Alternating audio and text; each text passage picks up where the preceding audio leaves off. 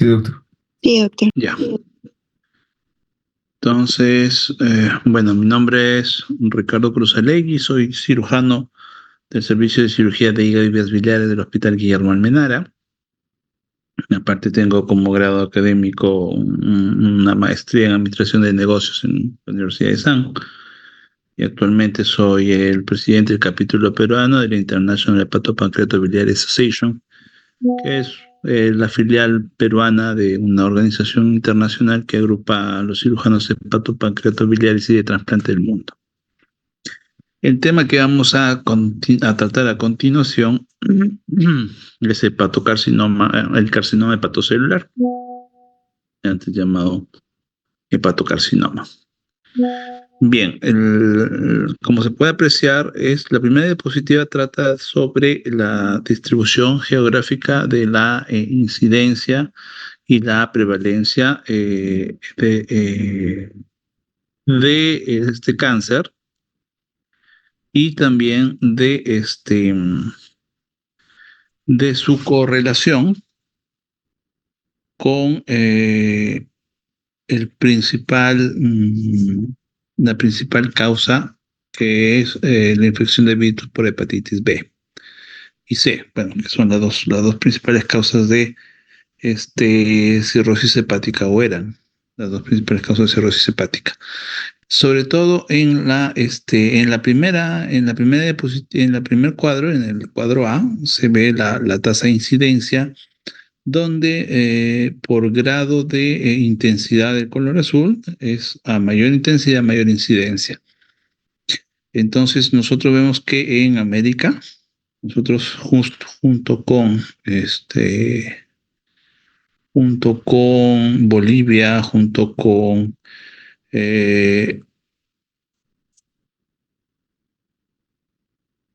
otros países del Asia y de África, nosotros tenemos una incidencia media alta. ¿Listo? No somos en incidencia los más altos, pero estamos en segundo lugar. Es una incidencia media alta. Y lo mismo sucede con la cuestión de prevalencia. Tenemos una prevalencia media alta de este tipo de cáncer de hígado. Y con respecto a la mortalidad, pues también tenemos una mortalidad media alta. Esto va a estar, como dije, relacionado con las principales causas que genera o que tiene de trasfondo para el desarrollo de esta patología. Bien, fisiopatológicamente, todo empieza en un órgano, que es el hígado, ¿listo? Al cual se le van a aplicar ciertos estímulos nocivos. Dentro de ellos se tiene un grupo que son las hepatitis virales, como es el hepatitis B y C, y noxas como el alcohol y la aflatoxina, que es una toxina dependiente de un hongo. ¿Listo? Esas noxas van a generar una inflamación crónica. Esa inflamación crónica va a degenerar en el tiempo en una cirrosis hepática, que va a ser el sustrato sobre el cual, o va a crear el ambiente sobre el cual se van a generar nódulos de regeneración, que con el tiempo van a generar o van a presentar diferentes grados de displasia, y de esta displasia van a ir progresando hasta degenerar en un hepatocarcinoma. Lo mismo va a suceder, pero con otra noxa que está calando importancia por la frecuencia en nuestro medio, y es la esteatohepatitis o el hígado graso. Esto es otra noxa que también genera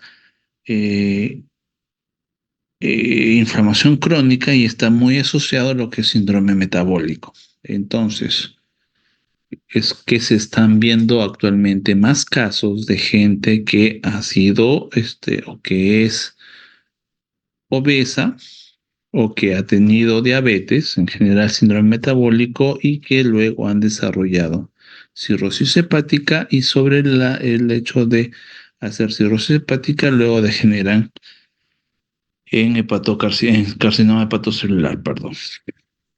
La primera pregunta que se puede eh,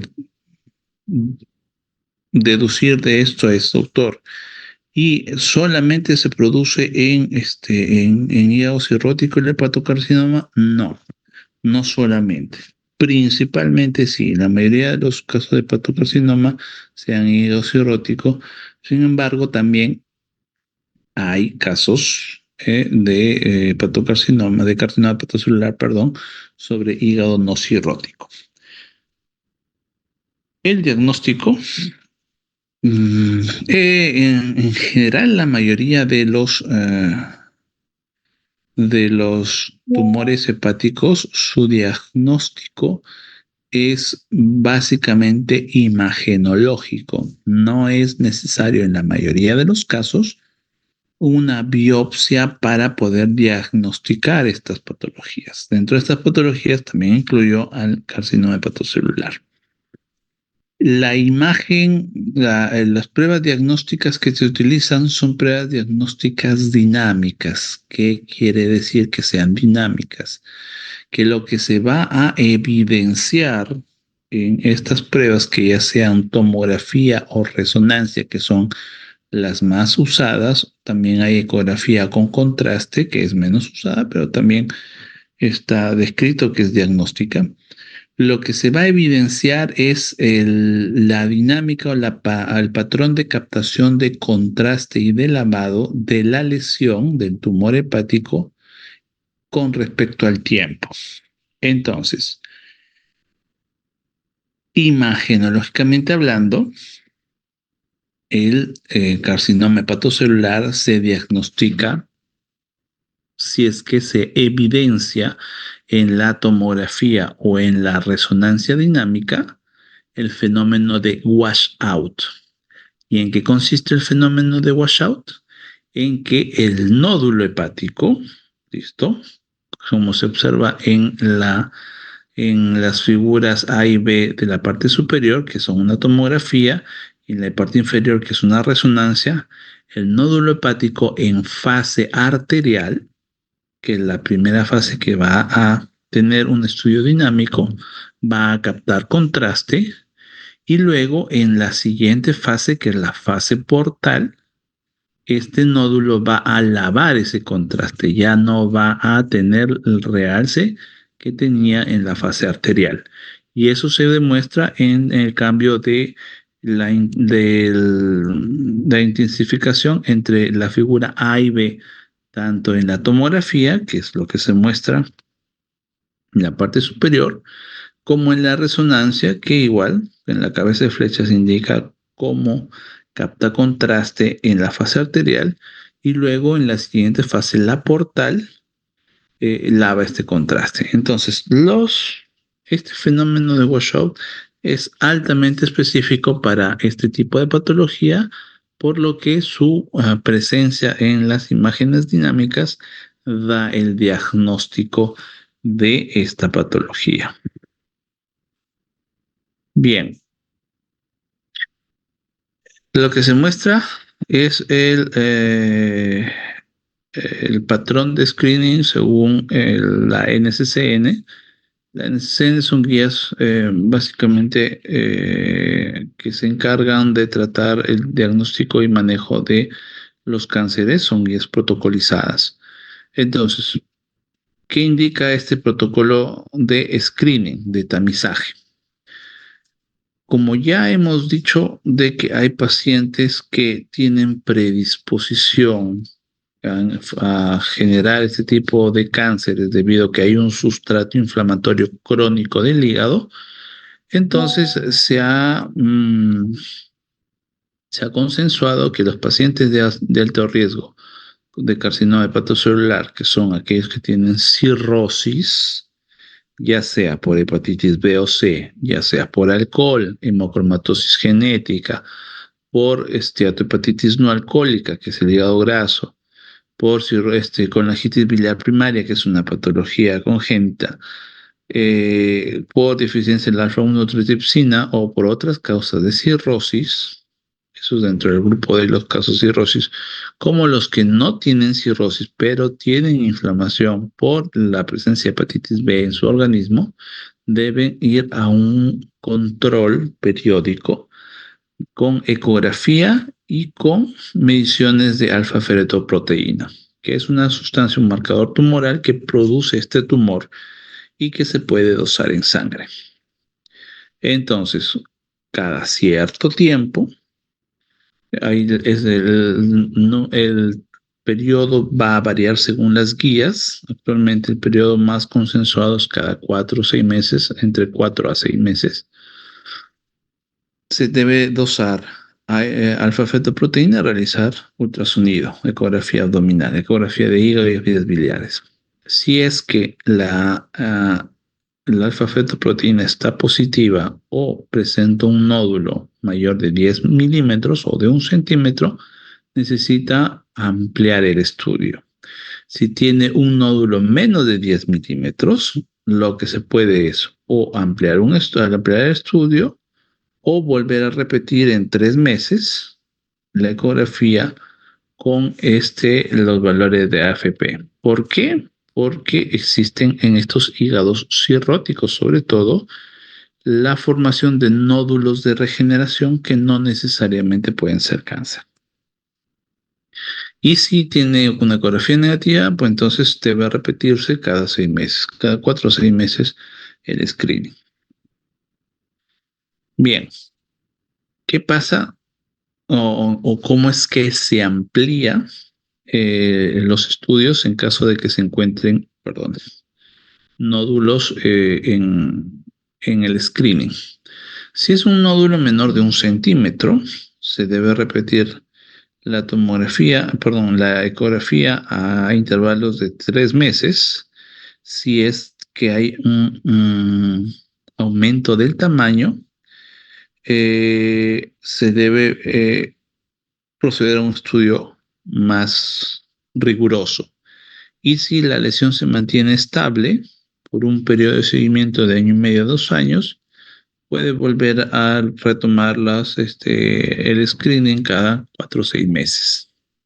Sin embargo, si la lesión es más de 1 centímetro, esto tiene que ir a un estudio más detallado usando una resonancia dinámica o una tomografía dinámica, una tomografía trifásica, si es que se observa el fenómeno de washout.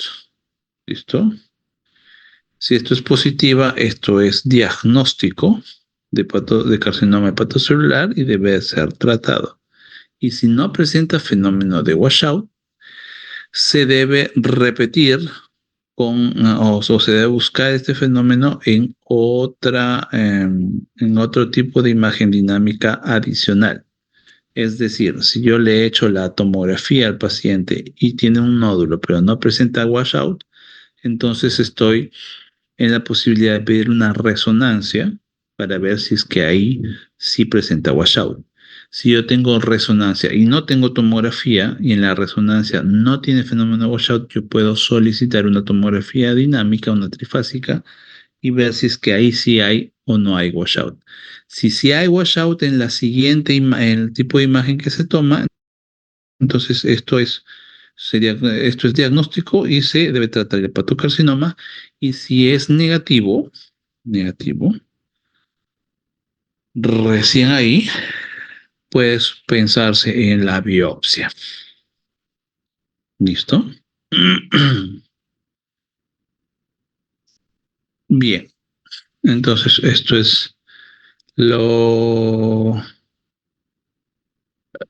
es una secuencia de cómo en la ecografía de screening, se detecta un nódulo en el hígado, luego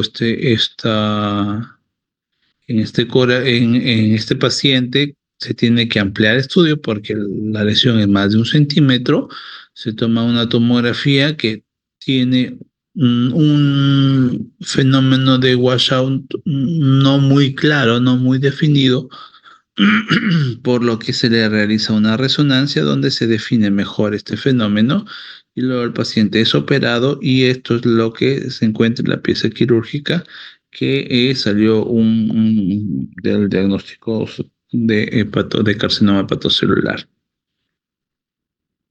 Ahora, con respecto al tratamiento, cuando ya se tiene la confirmación diagnóstica, debe ir a una evaluación por un equipo multidisciplinario, que son varios los aspectos que se tienen que evaluar.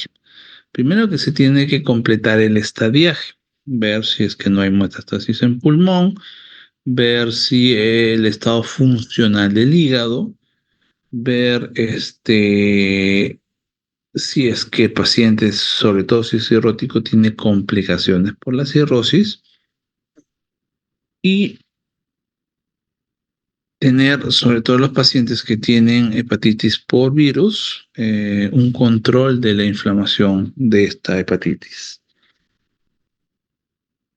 Después de evaluarse al paciente, van a haber varios escenarios. Primero, de que el paciente el paciente tiene una lesión que es resecable o trasplantable, ¿listo? O el paciente puede tener una lesión que no es resecable, puede tener una lesión que está confinada al hígado, pero que no es operable por el estado funcional del paciente. O puede tener enfermedad metastásica. A ver, punto aparte. Un tumor, o un cáncer, mejor dicho, existen dos definiciones que hay que tener en cuenta. Un cáncer puede ser resecable, que significa la capacidad o la potencialidad de extraer el tumor con bordes negativos, o sea, extraer todo el tumor sin dejar enfermedad residual en el paciente. Y el otro concepto es la operabilidad, que significa que el paciente tiene un estado funcional lo suficientemente bueno, adecuado, que va a tolerar la cirugía. Un paciente puede ser que tenga un tumor resecable, pero no operable. Tengo un tumor chiquito de 3 centímetros, 2 centímetros o 1 centímetro, pero yo soy una persona postrada que necesito de ayuda para comer, para vestirme, para bañarme. Entonces, ese tipo de pacientes, por el estado funcional, no son operables. Sin embargo, su tumor sí es resecable. Hacia el otro extremo tenemos aquellos pacientes de 30 a 35 años que corren su maratón, sin embargo, tiene un tumor gigante en el hígado derecho con metástasis en el hígado izquierdo. Ese paciente es un paciente que por un estado funcional adecuado es operable, sin embargo, por la extensión del tumor ya no es resecable.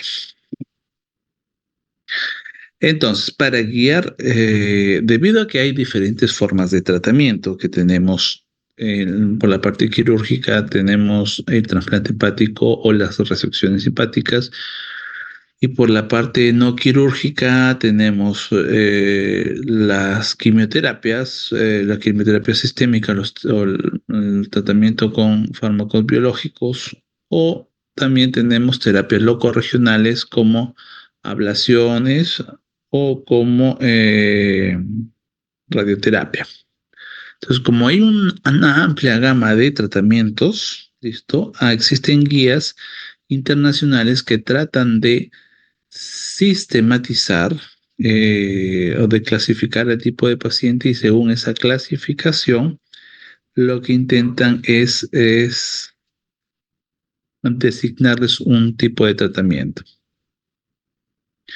Dentro de esas clasificaciones, la forma más usada o la clasificación más usada por los diferentes grupos internacionales es la clasificación de Barcelona, que es la que tenemos en pantalla.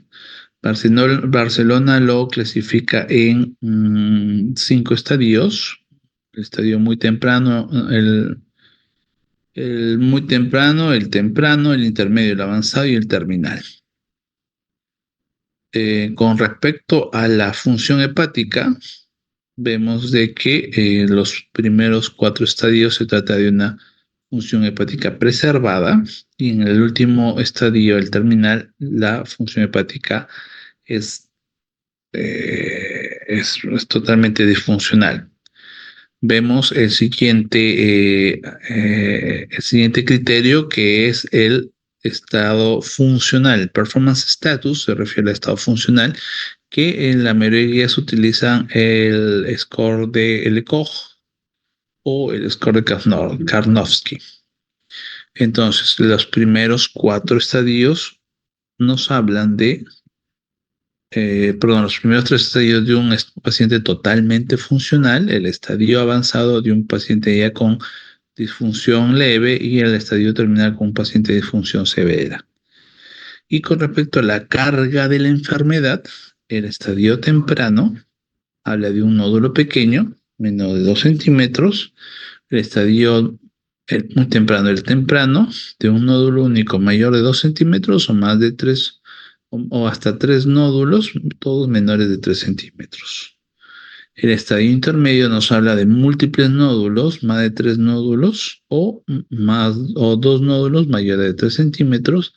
El estadio avanzado nos habla de metástasis extrahepática o de invasión vascular, y el estadio terminal, bueno, de enfermedad diseminada. Bien, con respecto al estadio muy temprano, los pacientes que cumplen o que encajan en este estadio, la opción de tratamiento o es ablación de la lesión, que significa básicamente quemar la lesión con calor, o resección hepática. En el estadio muy temprano, perdón, este es el estadio temprano, sobre todo aquellos pacientes que tienen un nódulo mayor de 2 centímetros pueden ir a resección hepática, ¿listo? O aquellos que cumplen criterios de trasplante, que son hasta 3 lesiones menos de 3 centímetros, pueden ir a trasplante hepático. Si no van a trasplante, la otra posibilidad es ablación. Para el estadio intermedio, el tratamiento recomendado es la quimioembolización, que es un tratamiento loco regional que consiste en entrar a través de un acceso arterial por la arteria femoral, entrar hasta los vasos sanguíneos que irrigan las lesiones, inyectar quimioterápico hacia las lesiones y luego tapar el vaso nutricio de esas lesiones. En eso consiste la quimioterapia. Cuando existe ya invasión vascular, macrovascular del hígado, ya sea por porta o por arteria, o cuando existe metástasis extrahepática, lo que se recomienda es las terapias sistémicas, ya sea básicamente con medicamentos biológicos, que en la primera línea está el sorafenib. Y en el estadio terminal simplemente se indica cuidado paliativo. Mientras más temprano sea el estadio, la posibilidad de sobrevida es mucho mayor.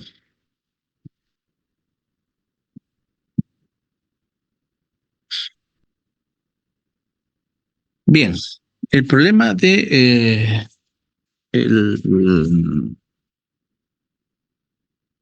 la clasificación de Barcelona es que quirúrgicamente es muy restrictivo. Muy pocos pacientes son candidatos ya sea para resección hepática o para trasplante hepático. Entonces existen otras guías que son menos restrictivas con respecto a qué pacientes pueden ir a resecciones hepáticas o no. Y una de ellas es la guía de práctica clínica del Grupo Asia-Pacífico, que nos indica: tiene el diagnóstico de hepatocarcinoma, si tiene metástasis extrahepática, ¿listo? Y el estado funcional hepático está compensado, puede ir a terapia sistémica, Dijimos que el principal medicamento es sorafenib. Y si tiene el estado funcional descompensado, va a cuidado paliativo. Luego, si no tiene metástasis extrahepáticas y solamente tiene enfermedad confinada al hígado, pero tiene un estado funcional hepático deficiente, una disfunción hepática, este paciente o va para trasplante, porque con pacientes con disfunción hepática, operar pacientes con disfunción hepática, la mortalidad es muy alta. Por ese motivo, o va para trasplante o va para cuidado paliativo. Si está con la función hepática conservada y el tumor es resecable, va hacia resección. Y si el tumor no es resecable, listo, va a... se tiene que evaluar dos opciones. Si tiene invasión macrovascular, estamos hablando de vena porta o arteria hepática, y las lesiones, si no tiene invasión macrovascular y las lesiones son pequeñas en número, o sea, son pocas en número, puede ir a ablación, terapias ablativas. Si son muy grandes, más de 3 centímetros, pueden ir a quimioterapia intraarterial o a terapia sistémica. Y si no tiene, y si sí tiene invasión macrovascular, va a terapia sistémica o va a quimioembolización. Como verán, se pueden resecar lesiones independientemente del tamaño, siempre y cuando tengan una función hepática conservada, ¿listo? En este tipo de guías. Esta es menos restrictiva para la terapia quirúrgica. Bien, son los cuadros de lo que recomienda la guía de práctica clínica del NCCN, que bueno, lo que indica es enfermedad potencialmente resecable o trasplantable, que es operable porque tiene un adecuado estado funcional, ¿listo? Se tiene que evaluar varios aspectos que son los que ya se les ha hablado. Bien, específicamente comentando con respecto al tratamiento quirúrgico, ¿qué cosa tenemos que tomar en cuenta? Tenemos que tomar en cuenta las comorbilidades del paciente que van a definir el estado funcional del paciente, ya sea enfermedades cardiovasculares, enfermedades pulmonares o síndrome metabólico, que va a menguar la capacidad funcional del paciente. Estamos hablando de que la capacidad funcional del paciente la medimos por qué tan independiente es el paciente para hacer sus actividades diarias. Otro aspecto a tratar o a evaluar es la función hepática, y hemos dicho que solamente pueden operarse pacientes con una función hepática conservada. Tenemos que evaluar si es las complicaciones de la cirrosis, dentro de ella la hipertensión portal, ¿listo? Hay que ver si es que hay varices esofágicas, que es una complicación de hipertensión portal, o hay signo de hiperesplenismo con plaquetopenia o hepatomegalia. Tenemos que evaluar también la carga tumoral, número y tamaño de las lesiones, invasión vascular y extensión extrahepática. Y tenemos que definir el enfoque quirúrgico, viendo la relación que tiene el tumor con las estructuras vecinas, específicamente con las estructuras vasculares, y viendo también la cantidad de hígado que se le va a quedar al paciente. Una de las complicaciones de las resecciones hepáticas amplias es la insuficiencia hepática posoperatoria.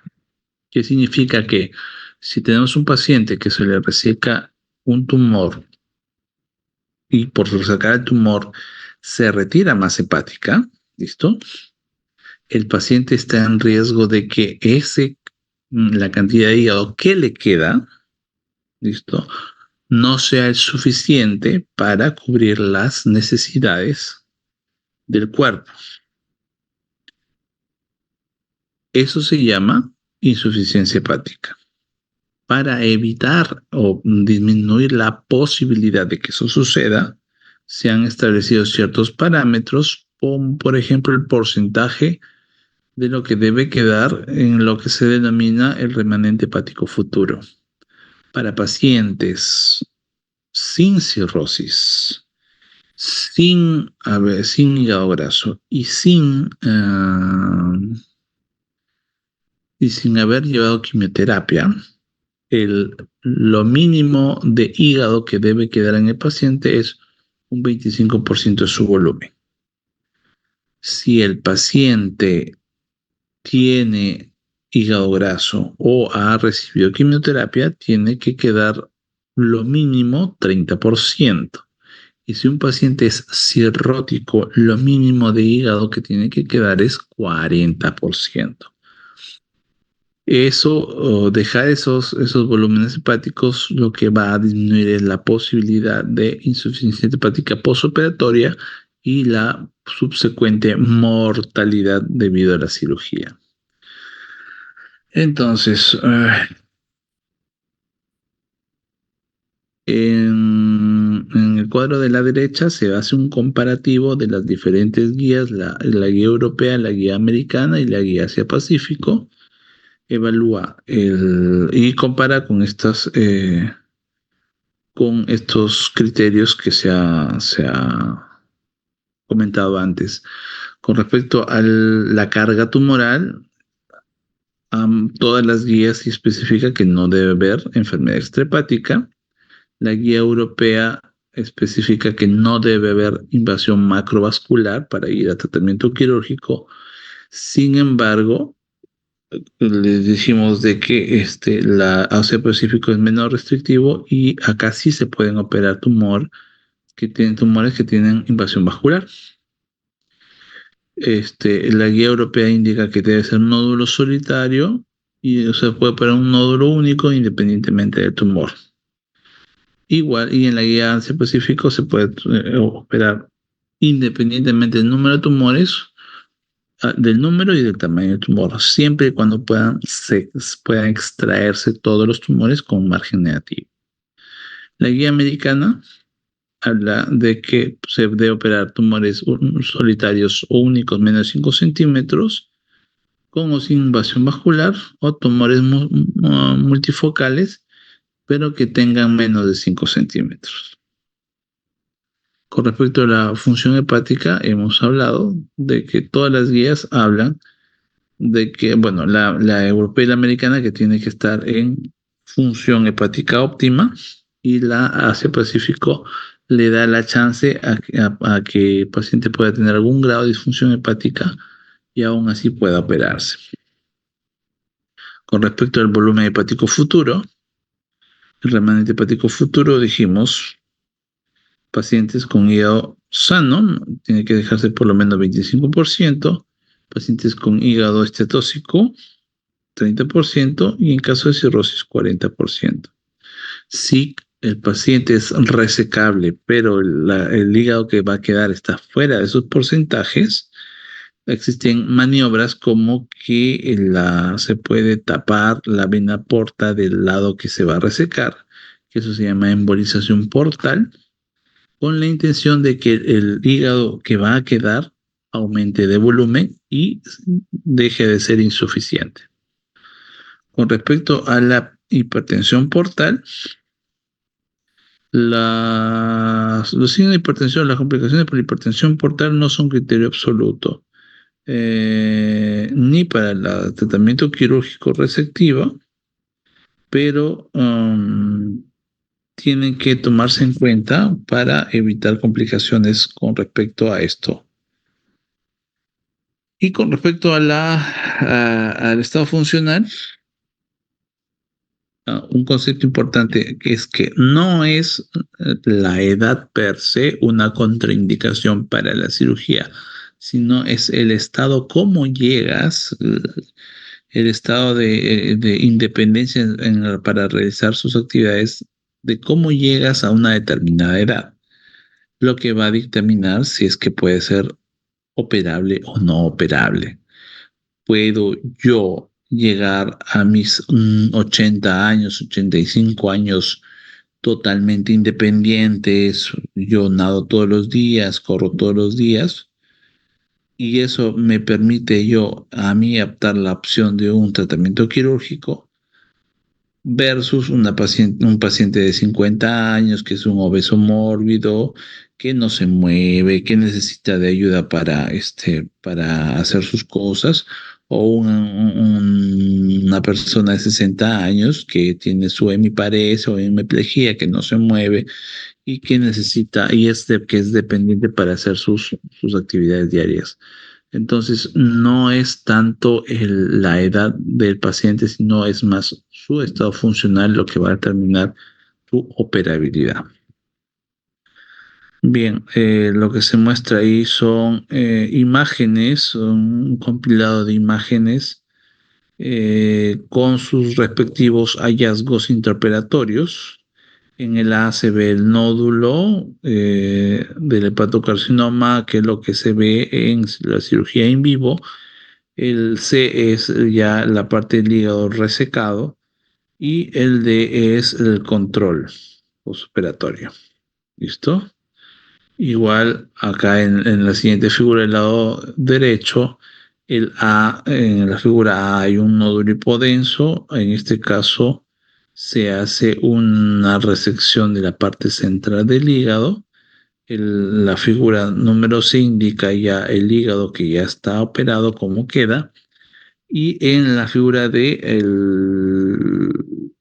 la pieza quirúrgica, que es lo que se saca de la parte central del hígado, se ha, entre comillas, fileteado, y se puede observar en la parte central el nódulo que está indicado. Ahora, un paréntesis, las resecciones hepáticas indicadas para este tipo de enfermedades son resecciones hepáticas anatómicas. ¿Qué quiere decir con resecciones hepáticas anatómicas? El hígado, se ha estudiado que el hígado tiene una disposición de sus vasos sanguíneos y de sus vías biliares de tal manera que se pueden definir segmentos hepáticos que son de funcionalidad independiente entre ellos.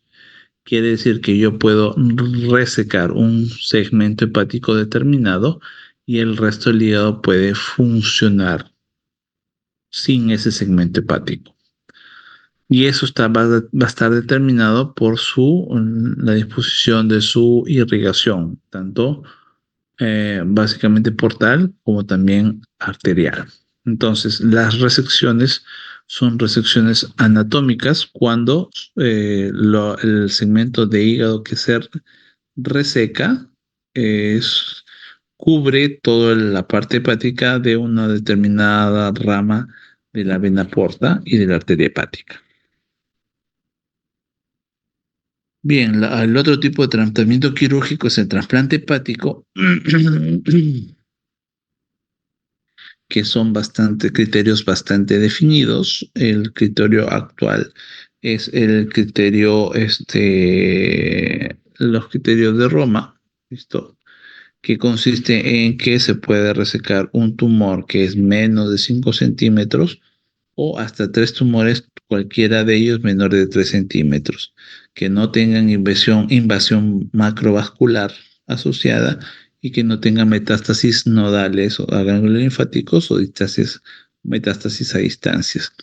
Aquellos pacientes que cumplen con esos criterios tienen en su sobrevida a 4 años más del 70%. Ese es el criterio actualmente el más utilizado. Como ese tipo de criterio es bastante restringido, bastante específico, se han estudiado criterios ampliados para que puedan más pacientes optar por este tipo de tratamiento. Sin embargo, a mayor ampliación de los de los criterios de selección hay una menor sobrevida a largo plazo. Entonces, cuando ya no se puede o cuando el paciente no es tributario ser operado, ¿listo? Existen tratamientos que pueden ir controlando la enfermedad temporalmente. Uno de ellos es la quimioembolización, que es lo que les comentamos. Bueno, la primera es la embolización, que consiste en que a través de un acceso arterial periférico van a llegar hacia el vaso nutricio de la lesión a través de un catéter, ¿listo? Y van a tapar el flujo sanguíneo de esa zona para provocar isquemia de la lesión. Eso es la embolización. Cuando a eso se le agrega la inyección de quimioterápico en el vaso y luego se tapona el vaso, eso se llama quimioembolización. ¿Listo? Que es la de acá.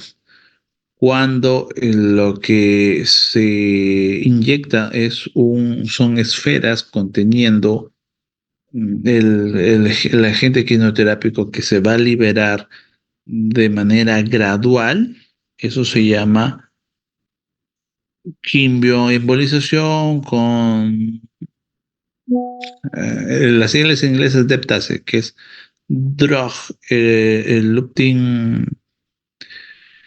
que son esferas que liberan el quimioterápico en el tiempo, el DEPTASE. Luego, cuando se utiliza Doc, Hola, disculpe, no sé si pregunta ahora o después, pero dime. con respecto a la quimioembolización, Mm, en comparación a la quimioterapia más, o sea, más común que tenemos, ujú. entonces el pronóstico de, o sea, de remisión de ese tumor es mayor, ¿no? En esos casos. Sí, lo que pasa es que la quimioterapia que se utiliza en este tipo o sea, no es la quimioterapia de las drogas usuales. El sorafenib no es un quimioterápico uh, común. Es un inhibidor de una quinasa que tiene un efecto bastante específico en el tumor, pero ese tipo de quimioterápico tiene efectos sistémicos sobre todo el cuerpo. ¿Listo? En cambio, en cambio la quimioembolización tiene un efecto más focalizado. Entonces, uno, que permite actuar más dirigido y dos, de que tú reduces significativamente los efectos colaterales sistémicos en caso de tratamiento con quimioterapia. Ahora, específicamente con respecto al control, ¿listo? En realidad existen estudios que no se ponen de acuerdo. ¿Puedes lograr control utilizando los dos? Sí. ¿Puedes lograr control utilizando un tipo de ellos? Sí. Pero pueden llegar a ser complementarios también. Ah, No sé ya. si respondí Gracias, tu Doc. pregunta. Sí, gracias, Doc. Ok. ¿Qué otros tipos de terapia locorregional? Cuando hablamos de terapia locorregional en general, significa tratamiento focalizado de las lesiones en el hígado. Entonces ya hablamos de terapia locorregional, la anterior que era la embolización, la quimioembolización, utilizando ya sea solamente taponando la arteria, que es la embolización normal, utilizando quimioterápico convencional, que es la quimioembolización, utilizando drogas, perdón, el Deptacel, Drug-Eluting bits. Ahorita se me va la traducción de lo que es bits, pero son partículas liberadoras de drogas quimioterápicas, ese es el Deptase, o utilizando partículas de radioterapia, que es el TARE. Todas esas son las variantes de la embolización. Y luego tenemos las terapias locorregionales ablativas, que básicamente lo que van a hacer es quemar el tumor.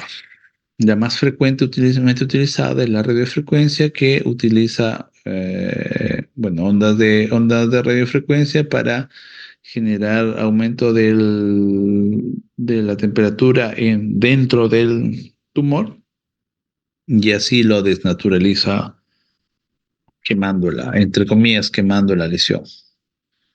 La radiofrecuencia utiliza una sonda especial que se abre, que consiste en varias onditas que se van a abrir dentro de la lesión y va a provocar el aumento de la temperatura.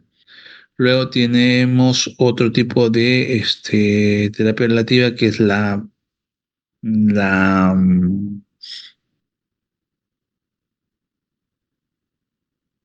la microondas, la ablación por microondas, que utiliza más sondas y que básicamente produce también la coagulación perdón, el aumento de la temperatura de la zona, pero utilizando microondas.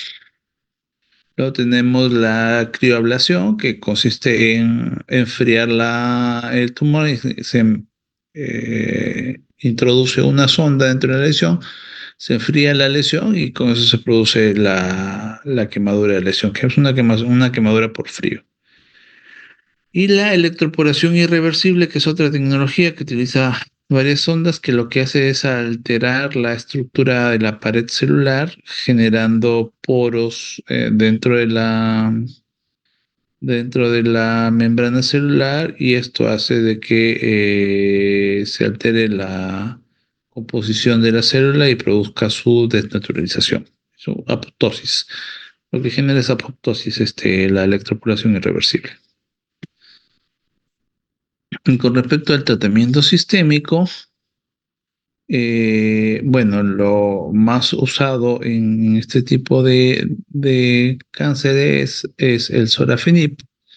Listo, han salido varias drogas aparte del sorafenib que se han ido probando, también se han ido descartando, y que actualmente lo que está probado aparte bueno, básicamente lo que está probado es acá en el país es sorafenib, sobre todo en salud, y el bevacizumab, que acá no está.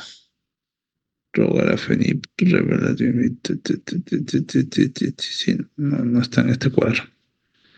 Lo que está aprobado actualmente es sorafenib y bevacizumab acá en el país. Es lo que hay, sobre todo en el Seguro Social. Bueno, y esta es una tabla comparativa de sobrevida, según los tipos de quimioterapia.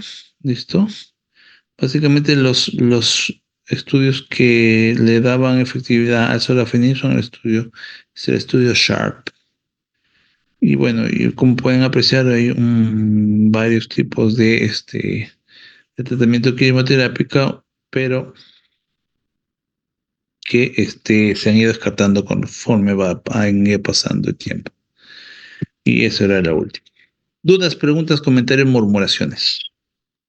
Doc, una última pregunta. Bueno, dime. Con respecto entonces a todos esos tratamientos que hemos visto, por ejemplo, entonces, ¿cómo yo podría plantear si el paciente necesita de una quimioembolización o de una ablación o de una quimioterapia normal? ¿Eso dependería entonces del tamaño del tumor o de otro factor? Ya. Entonces, el primer concepto que tienen que ustedes llevarse de esto es que la única terapia, espérenme para ver las caritas de atún, ya. Primer concepto, que la única terapia con potencialidad curativa es la terapia quirúrgica. Lo único que le da posibilidad de curación al paciente es resecar la lesión, es resecar el tumor, ya sea resecando la lesión o sacando todo el hígado en el caso del trasplante hepático. Eso se lo meten en la cabeza. No hay otro tratamiento que tenga intención curativa. ni la quimioembolización ni los otros tipos de terapia. Hay una excepción con respecto a las terapias ablativas. Está demostrado que solamente en lesiones menores de 3 centímetros, quemar la lesión puede tener el mismo resultado que operar. O, perdón, no tanto el mismo, pero un resultado muy similar a operar. Algunas literaturas hablan de 2 centímetros, otras hablan de 3, pero esa es la única excepción. Pero en general, la regla general es que el único tratamiento curativo, con intención curativa, es el quirúrgico. Por tanto, por tanto, si es que ustedes se meten eso en la cabeza, lo lógico es pensar que quién es el que tiene que determinar si un paciente debe ser operado, debe ser operado o no. El cirujano, el gastroenterólogo, el oncólogo, el de medicina interna.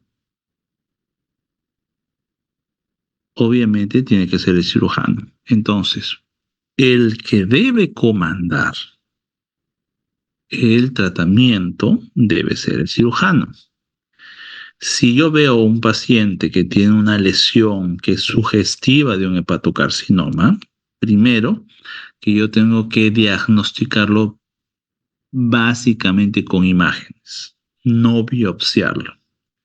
Si yo tengo dudas diagnósticas, hago mi junta multidisciplinaria y vemos si es necesario biopsiarlo o podemos ir a una cirugía para sacar el tumor, ver si es que es resecable.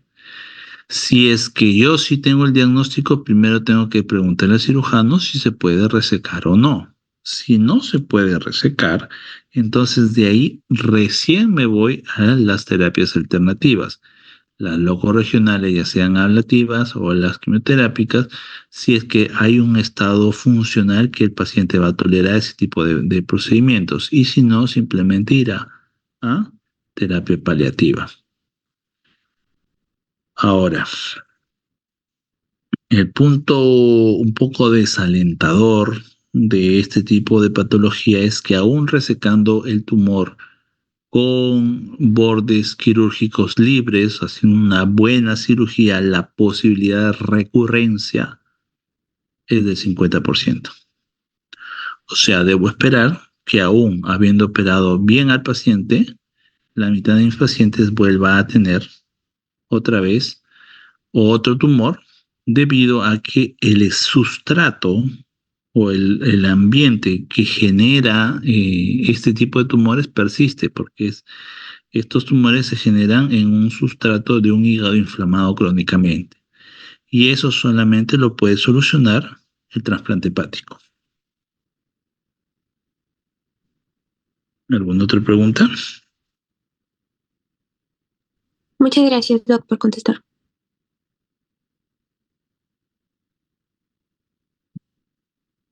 Pregunten, por más básica que crean que sea su duda. No. Y si no han entendido nada, lo vuelvo a explicar. Todavía, en total, tenemos 1 hora más.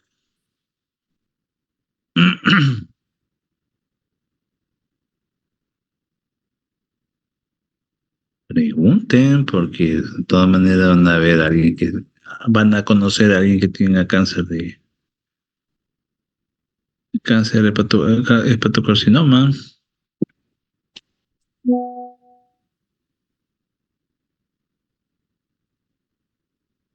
Bien, entonces como están medios timidones, antes de concluir, insisto. Punto 1, la incidencia y la prevalencia de este tipo de cánceres van a aumentar. ¿Por qué? Porque la otra causa que genera cirrosis hepática está aumentando, que es la esteatohepatitis no alcohólica, o sea, el hígado graso por síndrome metabólico. Entonces, conforme va aumentando eso, va a aumentar el caso de cirrosis, va aumentando los pacientes que van a desarrollar hepatocarcinoma. Segundo, que tenemos que estar buscando este tipo de tumores, haciendo un screening en los pacientes de alto riesgo, que ya dijimos que son aquellos que ya tienen la cirrosis establecida independientemente de su causa, o aquellos pacientes que no tienen cirrosis pero tienen la noxa presente, que son aquellos pacientes que tienen hepatitis. ¿Listo? Segundo punto, el diagnóstico de esta patología es básicamente imagenológico. Se debe buscar el fenómeno de washout o de lavado de contraste en una tomografía o una resonancia dinámica. Ese es el método diagnóstico. ¿Que se puede asociar marcador tumoral alfa-fetoproteína? Sí, pero el alfa-fetoproteína no es diagnóstica. Pueden haber hepatocarcinomas con AFP normal. Y además que la AFP puede elevarse por otras causas diferentes al hepatocarcinoma. Tercer punto. La clasificación de Barcelona es la más frecuentemente usada, pero es una clasificación que es muy restrictiva con respecto al tratamiento quirúrgico. ¿Listo? El tratamiento quirúrgico específicamente en el hospital donde trabajo, que es el Hospital Almenara, nosotros nos ceñimos más a la guía de Asia-Pacífico, que es mucho menos restrictivo con respecto a los pacientes que deben ir a cirugía. ¿Y por qué? Porque ya hay muchos trabajos que han demostrado que pacientes que son sometidos a cirugía, aún fuera de los criterios de Barcelona, tienen buenos resultados a largo plazo. El otro punto es que para que un paciente se decida a cirugía, no solamente va a depender del tumor, sino también de la evaluación de su estado funcional, ¿listo? De la cantidad de hígado que le va a quedar después de la resección. Y lo último es que existen terapias que sirven para controlar la enfermedad en caso de que no pueda ser operado. Y estas terapias pueden ser terapias locorregionales ablativas, que significa quemar, en términos sencillos, quemar la lesión, o terapias locorregionales embolizantes, que significa ocluir la irrigación sanguínea de la lesión. Y además de eso tenemos las terapias sistémicas, que en este caso el principal fármaco es el sorafenib. Bien, entonces, si no hay ninguna otra pregunta, les agradezco mucho por su atención y que tengan una buena noche. Muchas gracias, doctora Exo. Hasta luego. Muchas Gracias, doctor. gracias. Gracias, doctor. Aparte de que aquí nos vemos.